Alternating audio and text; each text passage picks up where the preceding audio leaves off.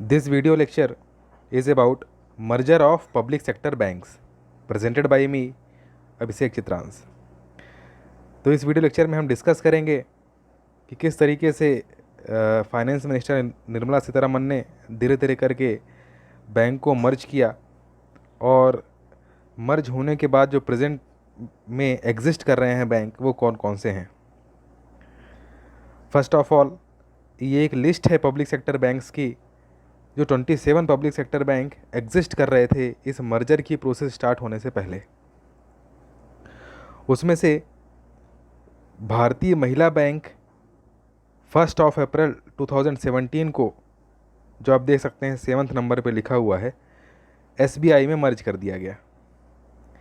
इसके अलावा SBI के पास जो 6 एसोसिएट बैंक्स थे उनमें से 2 एसोसिएट बैंक को आपस में मर्ज कर दिया गया। वो थे state bank of Bikaner and state bank of Jaipur 31 मार्च 2017 को। तो इस तरह से SBI और SBI के 5 एसोसिएट बैंक्स बचे।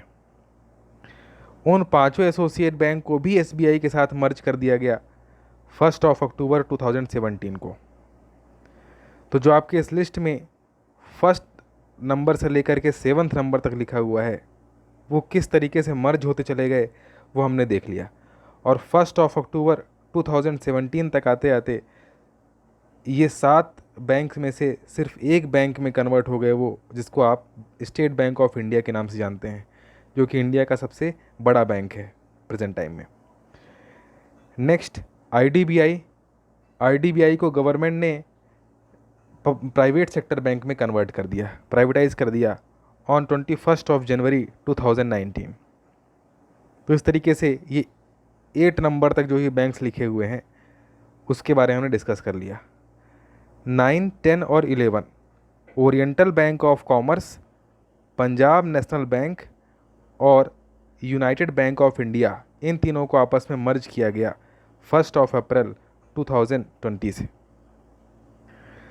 तो अब ये तीनों बैंक मिलकर के पंजाब नेशनल बैंक के नाम से जाने जाएंगे। आपको पता है कि United bank of India north east के रीजन में एक्टिव एक इम्पॉर्टेंट बैंक है और आसाम और वेस्ट बंगाल के जितने भी टी गार्डन हैं उन सबको फाइनेंस करने का काम यूनाइटेड बैंक ऑफ इंडिया करता है। इसीलिए इसको टी सेक्टर बैंक भी कहते हैं।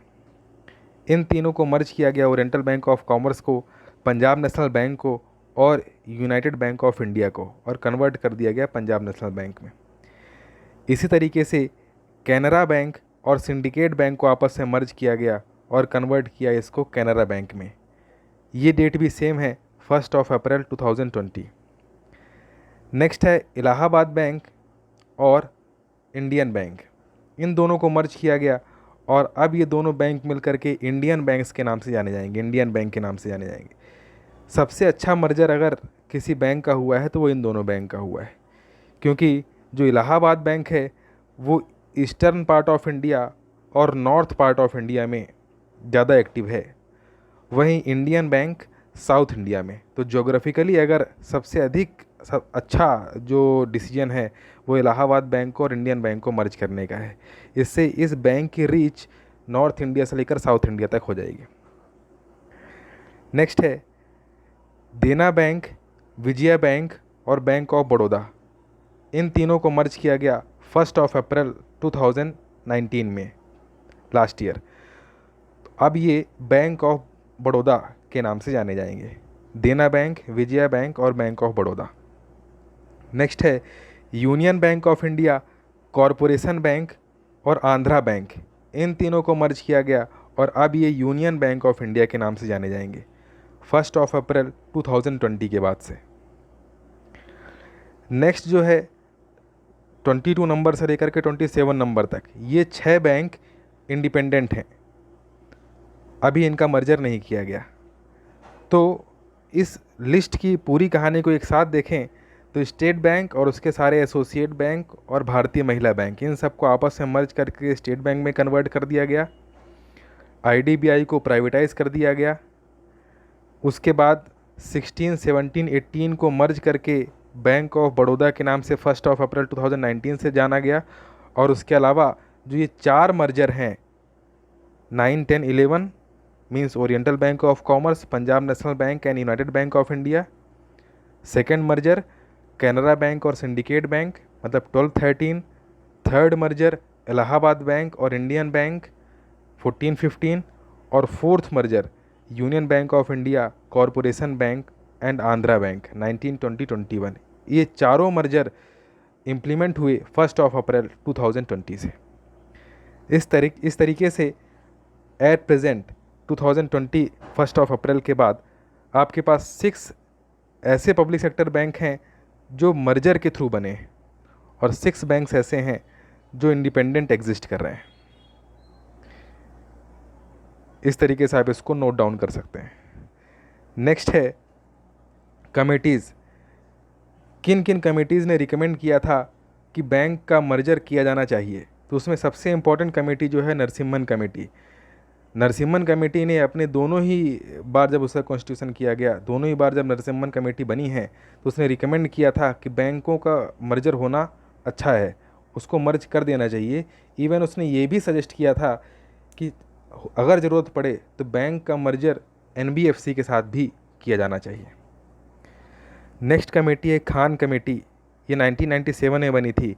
इसने भी कॉमर्शियल बैंक्स के बीच में हार्मोनाइजेशन को प्रमोट करने के लिए कहा था कि वो आपस में कॉन्फ्लिक्ट या कम्पीट ना करें, बल्कि एक हार्मनी के साथ फाइनेंशियल इंस्टीट्यूशन की तरह वर्क करें जिसमें वो कंट्री की ग्रोथ में प्रॉपर कंट्रीब्यूशन दे सकें। थर्ड है वर्मा कमेटी। वर्मा कमेटी ने भी इस बात को पॉइंट आउट किया था कि जब कई सारे बैंक को आप मर्ज करेंगे तो उनका जो कैपिटल अमाउंट है वो एक पूल हो सकेगा, इकट्ठा हो सकेगा एक जगह पर, जिससे आप लार्ज अमाउंट की लेंडिंग कर सकेंगे और जिससे कॉस्ट ऑफ ऑपरेशन भी रिड्यूस होगा। ये 3 कमेटीज़ इंपॉर्टेंट हैं जिसने रिकमेंड किया था मर्जर ऑफ बैंक्स को। नेक्स्ट है क्या ऑब्जेक्टिव सर्व कर सकता है ये मर्जर ऑफ बैंक, या किस ऑब्जेक्टिव के लिए इस मर्जर ऑफ बैंक को कंडक्ट किया गया, वो हम ओवरऑल 6 पॉइंट्स में देखेंगे।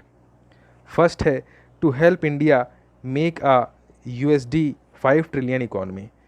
तो इंडिया को 5 ट्रिलियन इकॉनमी में कन्वर्ट करना है, उसके लिए लार्ज अमाउंट ऑफ फाइनेंस की रिक्वायरमेंट है, और लार्ज अमाउंट ऑफ फाइनेंस तभी प्रोवाइड किया जा सकते हैं जब बैंकिंग सेक्टर की हेल्थ अच्छी हो, जिसके लिए हमको लार्ज कैपिटल के बैंक्स की रिक्वायरमेंट है। वो तभी पॉसिबल है जब बैंक्स को मर्ज किया जाए आपस में।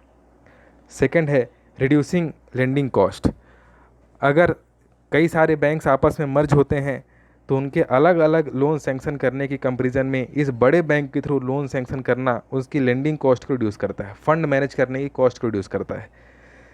नेक्स्ट है enhancing capacity in order to increase credit.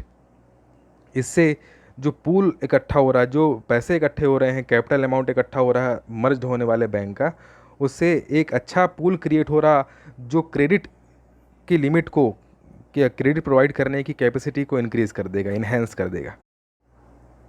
To bring next generation technology for banking sector, ये फोर्थ पॉइंट है।